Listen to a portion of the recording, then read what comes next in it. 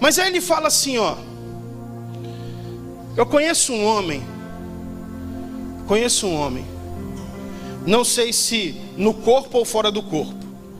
Ou seja, ele está falando de si mesmo na terceira pessoa. Esse homem, ele foi até o terceiro céu. Ele foi até o terceiro céu. E ele lá no paraíso, ele ouviu palavras inefáveis que ao homem não é lícito falar.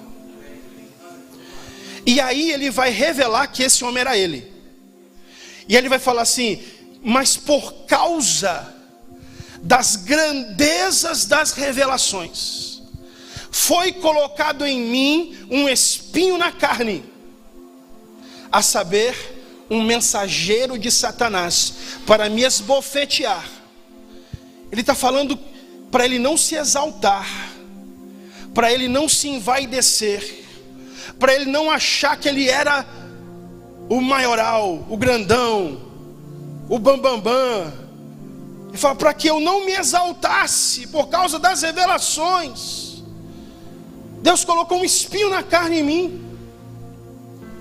E ele falou assim: do qual eu orei 3 vezes, dizendo, pedindo ao Senhor que me tirasse esse espinho na carne. Existe uma grande discussão sobre o que seria esse espinho na carne de Paulo. Ele não fala de forma clara, ele fala de forma simbólica. Ele fala que é um mensageiro de Satanás que veio para me esbofetear. Existem algumas teorias. Uma das teorias que é defendida inclusive por alguns teólogos é de que o espinho na carne de Paulo seria o seu celibato. E existe ainda uma linha que defende que Paulo em algum momento foi casado. Existe uma linha que defende que em algum momento Paulo foi casado. Porque ele fala assim, lá em 1 Coríntios 7, ele fala assim, ó: se você puder ficar sozinho igual eu, não se case. Não arruma sarna para se coçar. Se você puder ficar sozinho, eu queria, ainda fala assim, eu queria que todos vocês fossem igual eu. Ele fala isso. Solteiros. Então tem alguns que defendem, irmão Serginho, que Paulo, ele em algum momento foi casado e ele resolveu ir embora e falar: vou viver para o ministério, vou viver. E ele ainda fala lá no capítulo 7, dizendo assim: olha, eu estou falando isso porque vocês vão ter tribulações na carne, e eu queria poupar vocês. Então alguém defende que Paulo conhecia de casamento.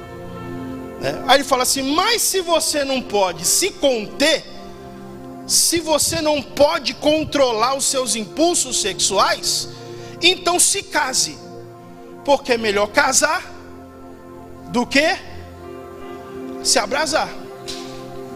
É melhor casar do que se abrasar.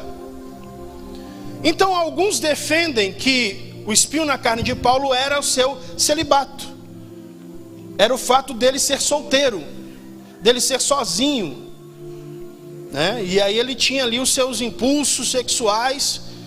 E isso é defendido quando você lê Romanos capítulo 7, a partir do verso 32, quando ele fala assim: olha, aquilo que eu quero fazer, eu não faço, mas aquilo que eu não quero fazer, eu faço, por causa do pecado que habita em mim. Ele fala: miserável homem que sou, quem me livrará do corpo dessa morte? Agora, existe uma outra linha que diz que o espinho na carne de Paulo era uma doença que ele tinha nas vistas, era uma enfermidade nos olhos, por causa de Gálatas capítulo 4, versículos do 13 ao 15, onde ele fala assim: vocês sabem que foi por causa de uma doença que eu preguei o evangelho a vocês a primeira vez, e mesmo eu estando na minha enfermidade, vocês não me desprezaram, nem me trataram com desdém. Mas eu sei que se vocês pudessem, vocês arrancariam os olhos e me dariam. Então alguns dizem que esse espinho na carne de Paulo seria uma enfermidade que ele tinha nos olhos. Não sabemos, e o que podemos afirmar é apenas especulação. A verdade é que ele tinha um espinho na carne.